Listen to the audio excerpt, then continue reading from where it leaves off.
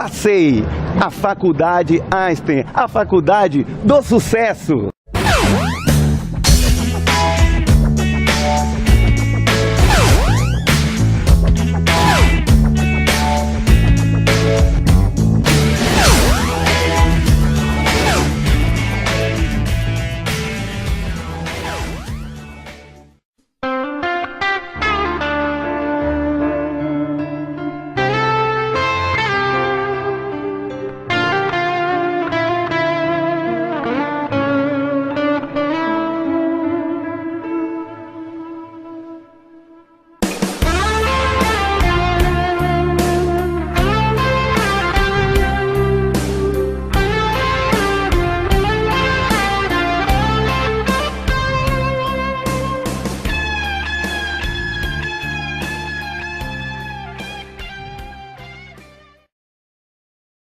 O que leva as pessoas a estudarem ainda nos dias de hoje direito?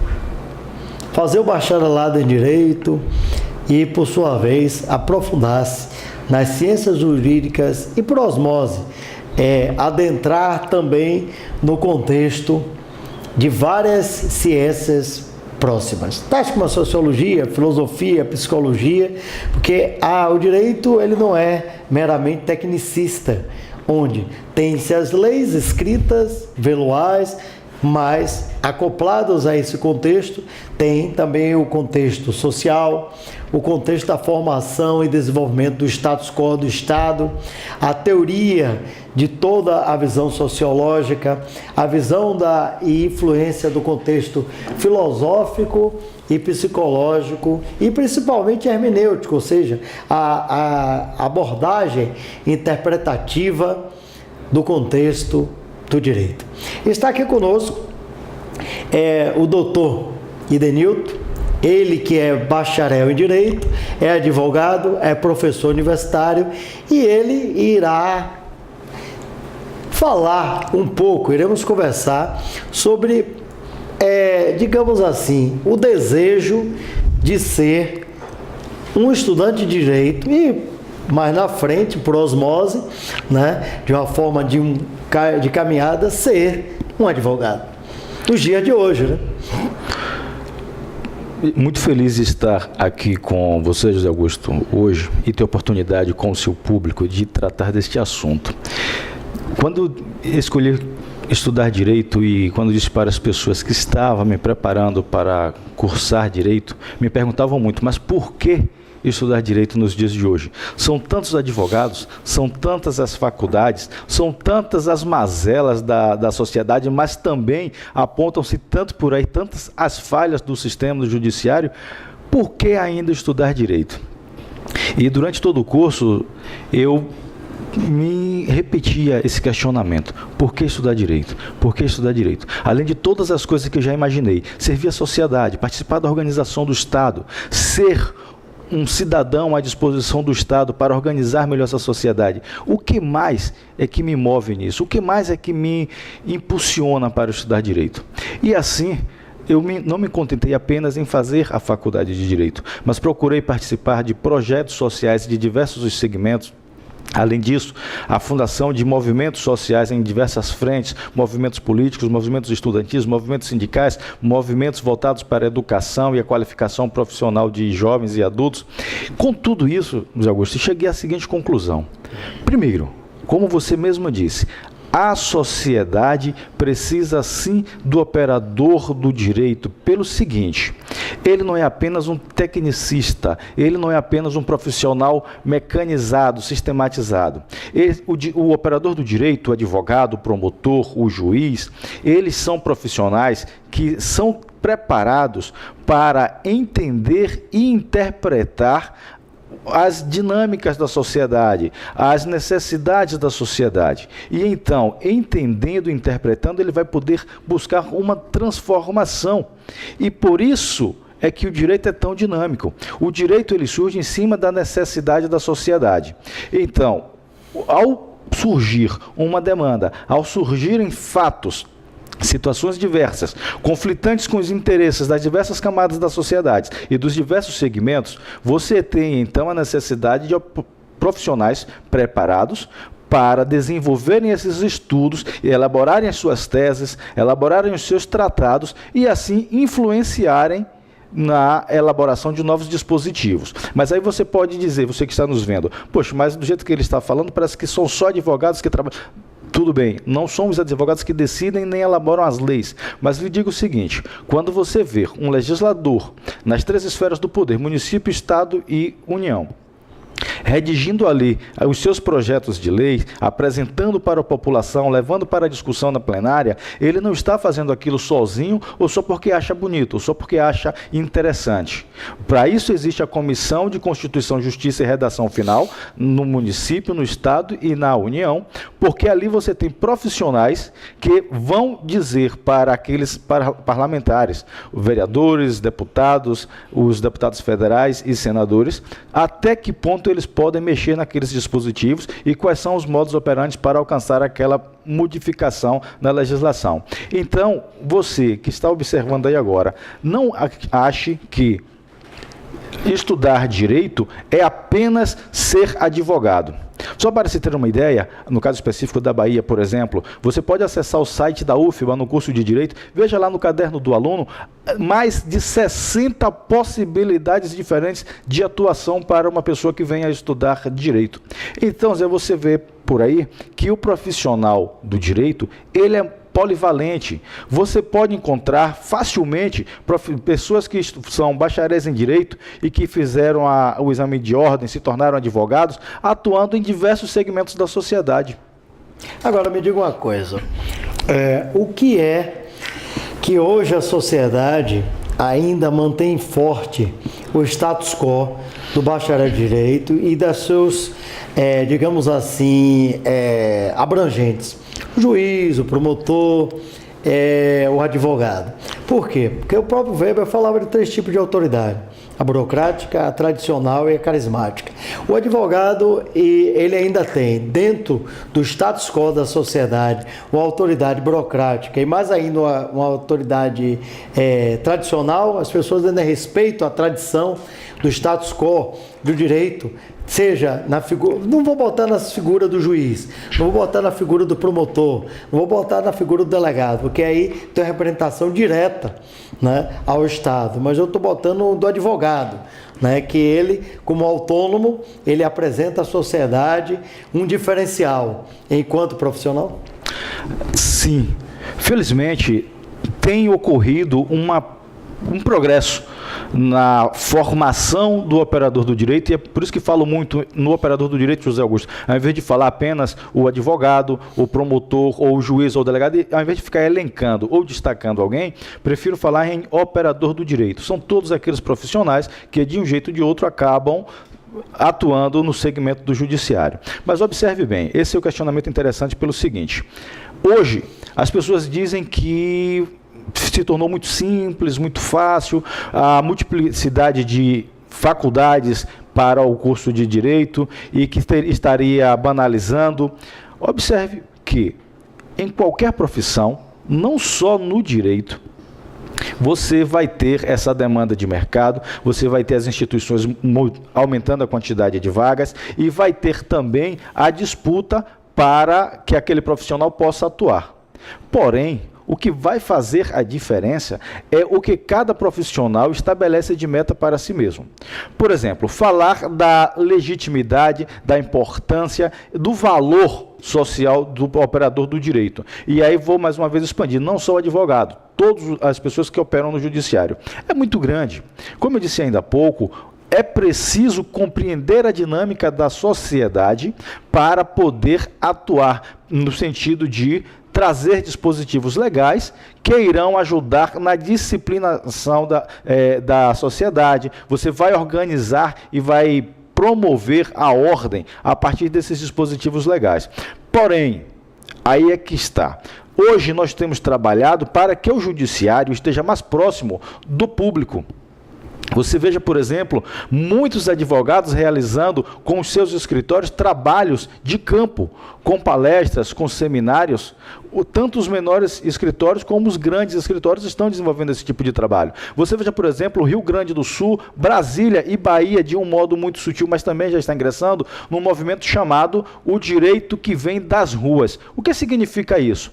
Os grandes escritórios e também promotores e juízes estão interagindo mais com a sociedade nas diversas classes, nos diversos segmentos, principalmente naquelas comunidades as mais carentes, onde tem ali suas associações, seus movimentos organizados, e esta interação está fazendo com que o operador da justiça, o operador do direito, enxergue melhor a realidade dessas comunidades e assim possa, inclusive, decidir ou até sustentar suas teses com um pouco mais de humanidade, um pouco mais de capacidade de enxergar a realidade dos fatos. Por exemplo, em algum momento as pessoas podem questionar como pode um cidadão que passou a vida inteira somente a escolas, depois a faculdade e depois estudou, se preparou, fez a OAB e imediatamente fez algum curso preparatório e ingressou, é juiz. Foi investido do cargo e é juiz. Qual a bagagem? É o que se questiona muito. Qual a bagagem que ele teria para decidir sobre os diversos aspectos da sociedade? E aí é que está o peso e a importância deste projeto que muita gente já aderiu no país inteiro, o chamado o direito que vem das ruas. De modo mais sutil, estamos saindo dos gabinetes, estamos saindo dos escritórios e interagindo, José Augusto, para perceber melhor, para entender, interpretar e, compreendendo, poder modificar o que for necessário. É interessante, quando você fala, Edenilton, uma coisa bem abrangente. Haja vista que existe uma realidade do status quo do direito, dentro do processo acadêmico, dentro do processo dos tribunais, em relação à sua aplicabilidade na rua. Uma vez eu vi o capitão Tadeu, que estava comentando sobre a importância de conscientizar as pessoas sobre a visão ampla do direito, que a maioria das pessoas desconhece os seus direitos e os seus deveres. Talvez os seus deveres até saibam mais por causa da imposição do status quo do Estado. Até por uma questão osmótica, ele vai se moldando, né? Porque ele sabe que tem o dever de fazer isso. Tal. Você não acha que seria interessante, dentro desse contexto no qual você aí colocou, que houvesse informações, não digo formações, porque aí é uma coisa técnica, no bacharel em direito, para o povo em geral, para que ele pudesse perceber e saber onde procurar os seus direitos? Isso tem acontecido de maneira muito sutil, a partir de alguns projetos que estão sendo desenvolvidos em todo o Brasil, José Augusto. Mas há também do próprio legislador, por parte do legislador, também por parte das diversas autoridades brasileiras, a preocupação em fazer com que o público interaja mais com os dispositivos e com os órgãos que estão aí para disciplinarem a sociedade. Você veja, por exemplo, a preocupação em consolidar no Brasil a arbitragem, que já tratamos aqui outro dia.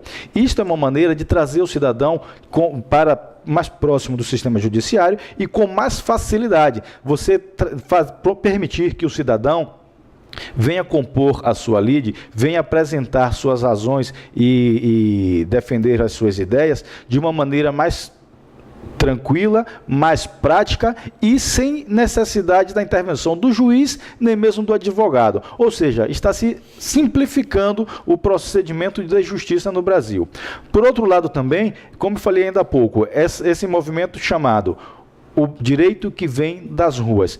Advogados, promotores e juízes saindo dos seus escritórios, dos seus gabinetes para uma interação com o público de um modo geral. Para dar um exemplo muito claro, José Augusto, nós temos, por exemplo, o balcão de cidadania, o núcleo de atendimento ao cidadão de diversas faculdades, inclusive uma comunidade que é tida como muito violenta, mas que está desenvolvendo um trabalho muito bom, a comunidade do bairro da Paz, com o balcão de cidadania, juntamente com a Uniana, uma universidade que hoje é exclusivamente voltada para o direito e está desenvolvendo lá um trabalho muito bom, onde as pessoas vão tanto para resolver os seus problemas, os fatos que lhe afligem no dia a dia, e ali também, sempre que possível, lhes são passadas noções de direito, noções de cidadania. E além de outras diversas associações que estão surgindo por toda a cidade de Salvador e no interior da Bahia, com a mesma finalidade, pessoas terem acesso a noções de cidadania e de direito. Agora, diga-me uma coisa, hoje, já que você tocou na mediação e arbitragem, conciliação de uma maneira geral, o Estado juiz está sendo questionado, não por incompetência, mas sim exatamente por excesso de trabalho. Você acha que essa visão digamos, neoliberal, onde há uma participação particular nas desavenças, né, substituindo o processo Estado-juiz, é uma boa para a sociedade brasileira, ou ela ainda está muito desorganizada e tem muito oportunista vindo de vários cantos? José Augusto, é fantástico que você tenha trazido a oportunidade de tratarmos deste assunto, porque a arbitragem em si, ela não é ruim. Mas como a população brasileira está sempre com medo e está preocupada com a ideia de que tem sempre alguém tentando se dar bem diante das oportunidades que se lhe apresentam, também ficaram com medo, ficaram receosos no que diz respeito à arbitragem. E vemos sim diversas pessoas planejando construírem suas câmaras, constituírem seus núcleos de conciliação e arbitragem, pensando, claro, nos seus honorários. Porém, José Augusto, nós estamos tornando cada vez mais rigoroso o treinamento para os árbitros. Nós estamos trabalhando com muito rigor no que diz respeito à capacitação e aos requisitos necessários para que uma pessoa venha a operar como mediador, como conciliador. Você veja, por exemplo, que em outros países, como Estados Unidos, a conciliação, a arbitragem, já é fato consumado, já é uma realidade. Você, por exemplo, podemos destacar aquele problema da Petrobras que está sendo resolvido nos Estados Unidos da América a partir da arbitragem. E olha que foi uma situação onde transacionou-se um valor acima de 700 milhões e mesmo assim está sendo resolvido na arbitragem. Lá, por exemplo, profissionais que são agentes de polícia, servidores públicos de diversas modalidades, ao se aposentarem, vão atuar como conciliadores. No Brasil, ao se falar de arbitragem, de conciliação, as pessoas que teriam realmente uma boa estrutura e que têm condições de operar, estão preocupadas. Primeiro, é possível sim que alguém queira se servir disso para locupletar? Sim, todas as frentes, todas as profissões, todos os ramos de atuação.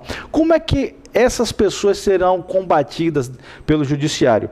Rigorosamente pelo treinamento, para que entendam a importância do que se está trazendo, para que compreendam que é fundamental que se desenvolva um trabalho com qualidade, com ética, com responsabilidade, tendo em vista que o cidadão que vai atuar como mediador, como árbitro, a partir daquele termo que for lavrado ali, ele está investido do mesmo poder de um juiz.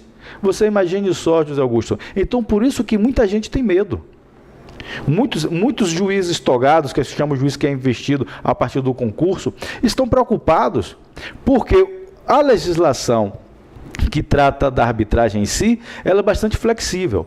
Não exige nível superior, flexibiliza bastante para que as pessoas se tornem árbitros.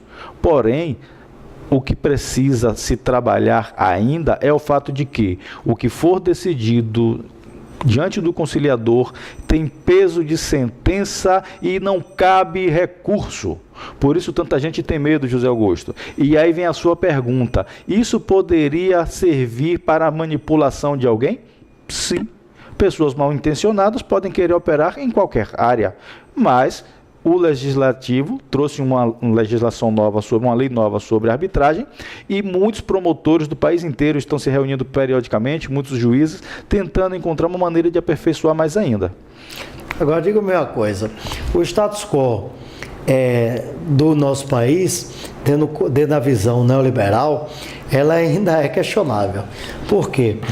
Comparar a visão liberal e neoliberal, porque o liberalismo surge com a visão de livre comércio de Adam Smith, né, acoplada com a visão, né, de John Locke anteriormente. Então é necessário que nós venhamos a pensar, porque se compararmos os Estados Unidos da América com o Brasil, é comparar banana com laranja. Porque nós temos um governo que tem um discurso, entre aspas, neoliberal, né? Liberalismo quer dizer capitalismo, né? Que é a visão que Marx colocou, e ao mesmo tempo nós temos uma praticidade paternalista dentro do contexto socialista. Né? Então, quando nós falamos do status quo americano, é dado e uma certa liberdade, certo, dentro da visão americana, mas é policiada, né, muito mais.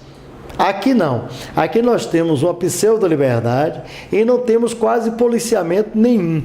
Isso não iria dar um contexto de descredibilidade maior ainda para esses profissionais que, por sua vez, estariam se aproveitando do fato para se fortalecerem pecuniariamente? Preocupado com isso, é que nós estamos buscando viabilizar os cursos de qualificação e capacitação dos árbitros mediadores cada vez com mais rigor. Porque, embora a legislação não exija graduação para essas pessoas, não exige terceiro grau para essas pessoas, na instituição a qual eu estou vinculado, por exemplo, nós não fazemos esse curso para quem não tiver o nível superior. Isso tudo com a preocupação de garantir, primeiro, a qualidade. Segundo item, a partir do momento em que a pessoa passa pelo curso na nossa instituição, nós buscamos, inclusive, apresentar uma lista com todos esses novos conciliadores treinados por nossa instituição, junto aos órgãos do judiciário, fornecemos essa lista para eles, e também fazemos uma publicação no Diário Oficial. E recomendamos para você, que está nos vendo agora, não tenha medo da conciliação, arbitragem, não tenha medo, não tema, apenas se cerque de alguns cuidados, como, por exemplo, se alguém buscou uma câmara acionando você, ou se você tem o desejo de procurar uma câmara de arbitragem para resolver alguma demanda, exija a identificação funcional da pessoa, exija dele a publicação no Diário Oficial de que ele é realmente operador e de que ele foi realmente qualificado, e assim você vai ter a segurança de que está pelo menos diante de alguém com capacitação formal e regular. A respeito, Zé Augusto, do que as pessoas poderiam fazer para locupletar ou para apenas oferir ganhos pecuniários, aí é o papel do Estado. O Estado é quem vai ter que se organizar para disponibilizar fiscais e, a partir daí, fazer o acompanhamento desses profissionais e, inclusive, tomar cuidado para não proliferar demais. Porque imagine, daqui a pouco você tem aí mais de 100 mil árbitros operando na região metropolitana, então vai ter muito árbitro para pouca demanda. E aí algumas pessoas vão acabar fazendo o jogo de mercado para atrair o demandante de outras câmaras, e vai surgir o conflito interno. Então é preciso que o Estado opere como controlador para evitar uma proliferação desregulada, descontrolada e profissionais que não estejam preparados, bem como para evitar os jogos de interesse e os jogos financeiros. Conversamos aqui com o Dr. Edenilton, ele falou-nos de uma forma sapiente sobre a importância de adentrar no contexto dos estudos do direito e, por sua vez, abrangeu também essa nova visão que é mediação, conciliação e arbitragem, na qual dá um status quo diferente a todo o ampliamento jurídico.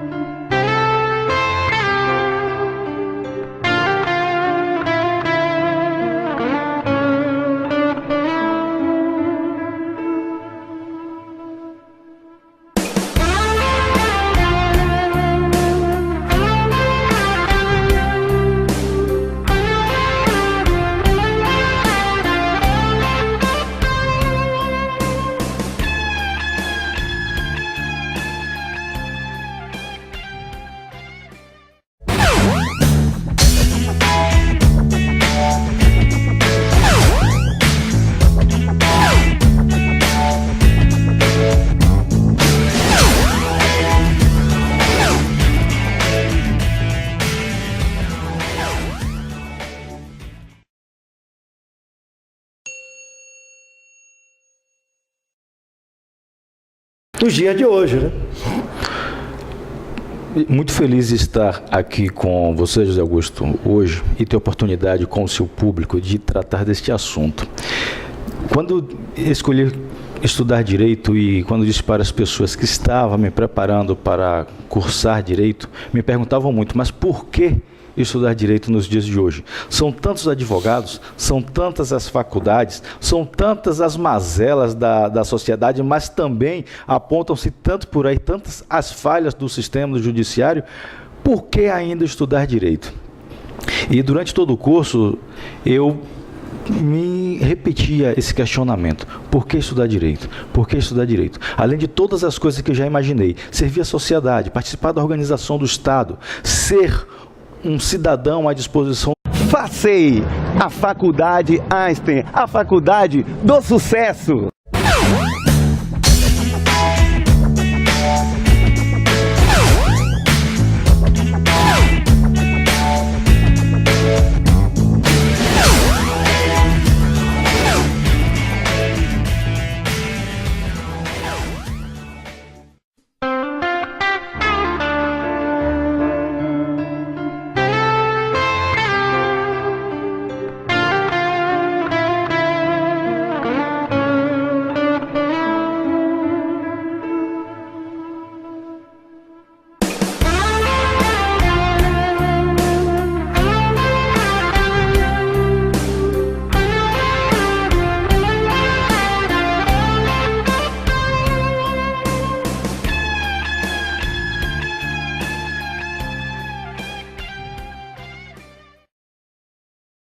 O que leva as pessoas a estudarem ainda nos dias de hoje Direito? Fazer o bacharelado em Direito e, por sua vez, aprofundar-se nas ciências jurídicas e, por osmose, adentrar também no contexto de várias ciências próximas, tais como a sociologia, filosofia, psicologia, porque o direito ele não é meramente tecnicista, onde tem-se as leis escritas, veluais, mas acoplados a esse contexto, tem também o contexto social, o contexto da formação e desenvolvimento do status quo do Estado, a teoria de toda a visão sociológica, a visão e influência do contexto filosófico e psicológico e principalmente hermenêutico, ou seja, a abordagem interpretativa do contexto do direito. Está aqui conosco o doutor Idenilton, ele que é bacharel em Direito, é advogado, é professor universitário e ele irá falar um pouco, iremos conversar sobre, digamos assim, o desejo de ser um estudante de Direito e mais na frente, por osmose, né, de uma forma de caminhada, ser um advogado. Do Estado para organizar melhor essa sociedade. O que mais é que me move nisso? O que mais é que me impulsiona para estudar Direito? E assim, eu não me contentei apenas em fazer a faculdade de Direito, mas procurei participar de projetos sociais de diversos segmentos. Além disso, a fundação de movimentos sociais em diversas frentes, movimentos políticos, movimentos estudantis, movimentos sindicais, movimentos voltados para a educação e a qualificação profissional de jovens e adultos. Com tudo isso, José Augusto, cheguei à seguinte conclusão. Primeiro, como você mesmo disse, a sociedade precisa sim do operador do direito pelo seguinte: ele não é apenas um tecnicista, ele não é apenas um profissional mecanizado, sistematizado. O operador do direito, o advogado, o promotor, o juiz, ele